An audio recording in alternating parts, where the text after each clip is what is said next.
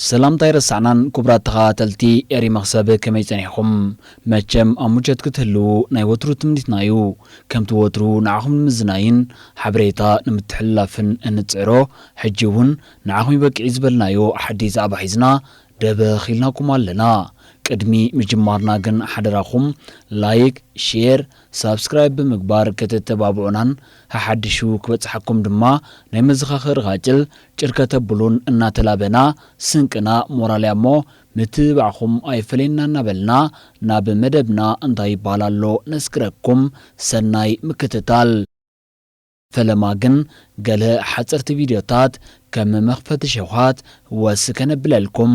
داي تقارو تأسريا تباهيلا مرخبي محبراوي ميدياتات كوينا زغنيت آدم سباتو عملكيتو بعالبيتا دمتصاوي نهم مغلطي هبوم نهم ابتي مغلطيو ابتو قداي ناديام زخون نگر كمزي رايلان ابتي جيشو ابزمت علو وانكا زخون ملكتات نايكومو بفلاي دما ركب مسبة سلطان زامسلة من كسغاس كمزي رايلانيو مسكيروم نهم وسيخو كلت يوم سبكيدان اب مقالة بزوح تعمقي زيات كمز حلفون بحونات كمز تمتنيو قليصوم ازي منكاليو زي تفلت حصوتكا ابلع لآديام زورو دها سيا قليل كم زيكونا بمقلات امينو سلزخونا تراي زيكوناز نحقنت كبل كمز مسكريو زقل الزلوم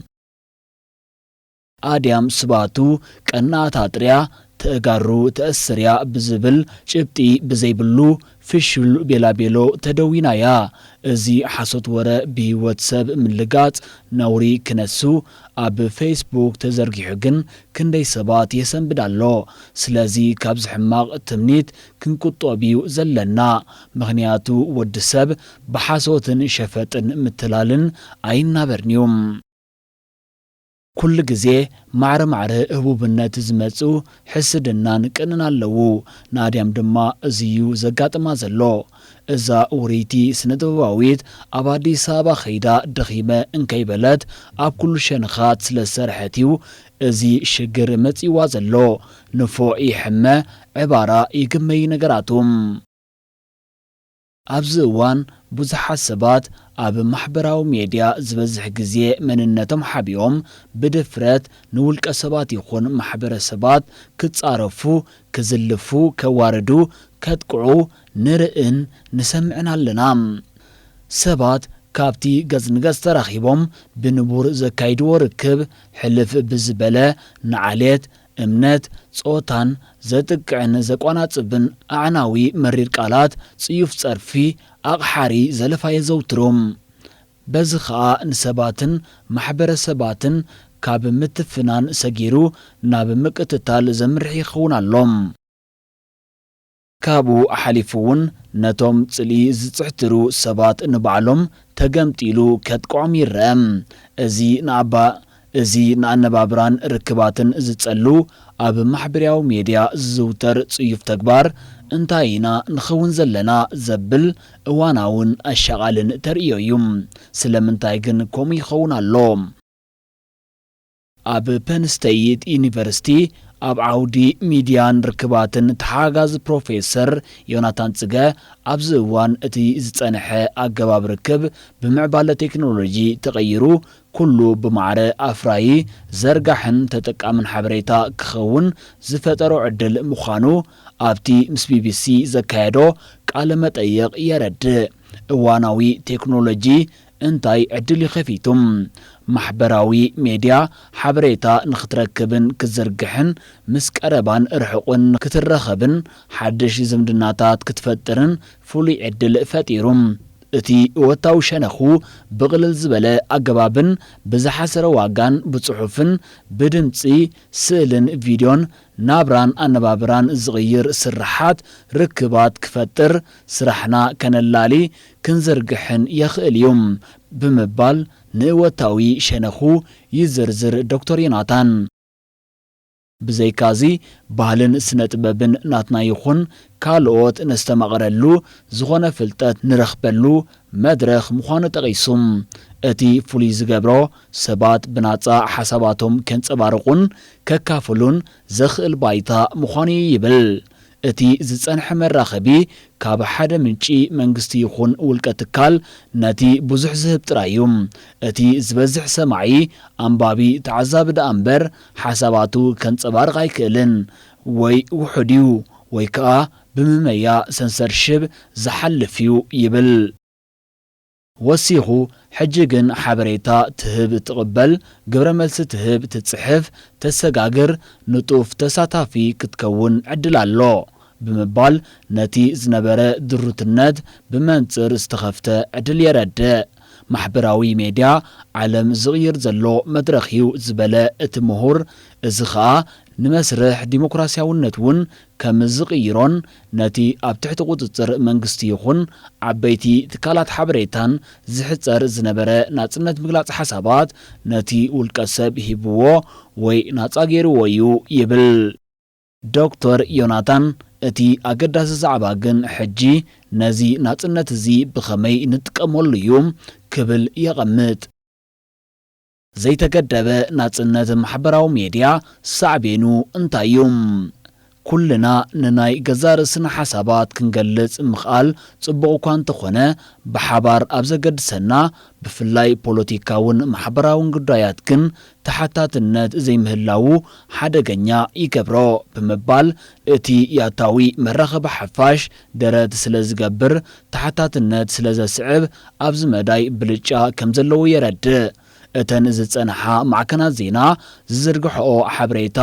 ብኹሉ ሸነኻት ተሓታትነት ስለ ዘስዕበለን ሕጋዊ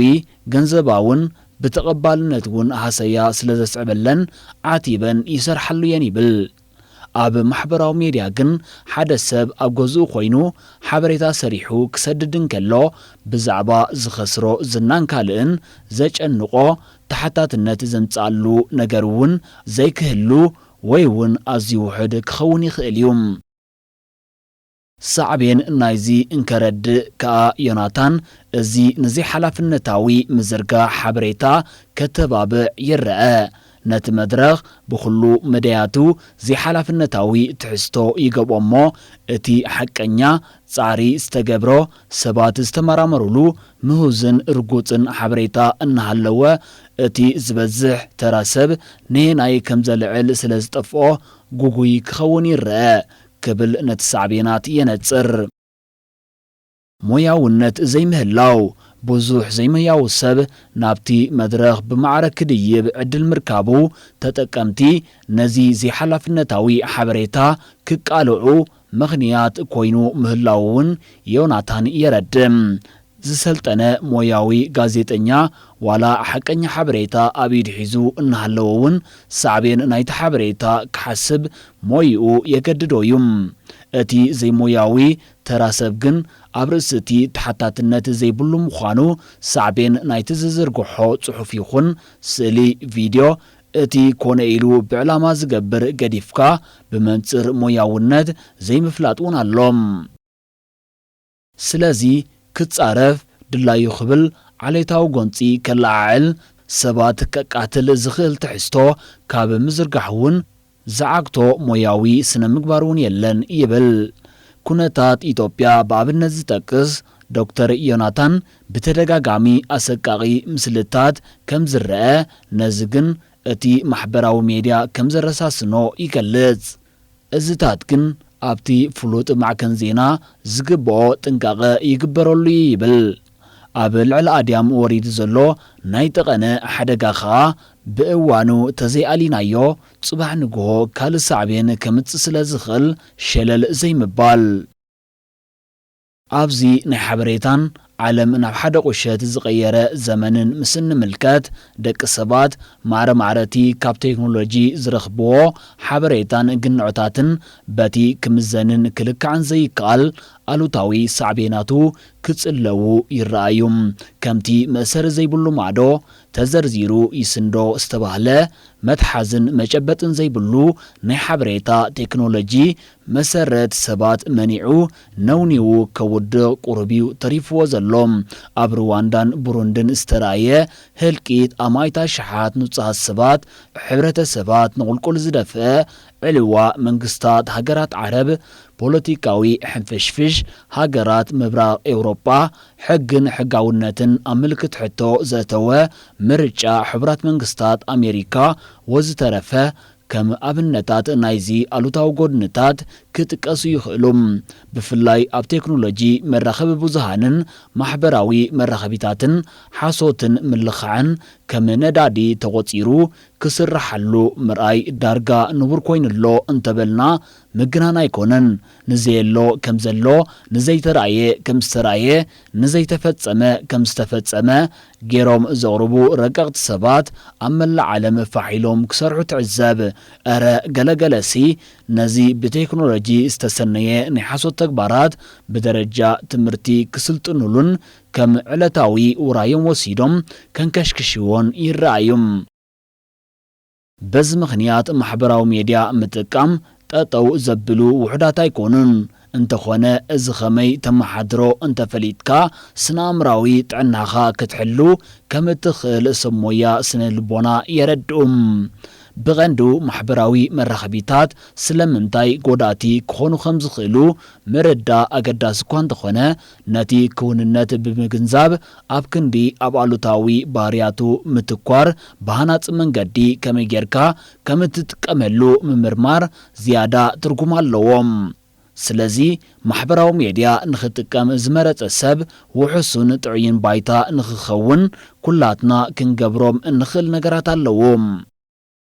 ገለ ሰባት ድማ ማሕበራዊ መራኸቢታት ፖለቲካውን ማሕበራውን ጉዳያት ዝዝተየሉ መድረኽ ገይሮም ይጥቀሙሉ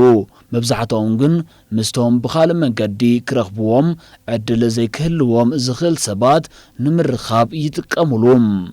እዚ እወታዊ ምኽንያታት ድማ ኣብ ማሕበራዊ መራኸቢታት ንኽንጸንሕ ድርኺት ክኾኑ ይኽእሉ ኣብ ማሕበራዊ መራኸቢታት ዝዘርግሑ ጽሑፋት ትሕዝቶኦም መዚና ግን ግምታትና ትጽቢታትና ፍርድናን ባዕልና ከነመሓድር ኣለና ንኣብነት ሰባት ኣብ ማሕበራዊ መራኸቢታት ዝጥቅዕዎ ስእሊ ምርኣይ ቅኒ ወይ ሓዘን ዝፈጥረልና እንተኾይኑ እቲ ጸገም ኣብ ውሽጥና ዘሎ ስምዒት ከም ዝኾነ ምፍላጥ ኣገዳሲ እዩ ስለዚ ዕላማ መጠቀሚና ፈሊጥና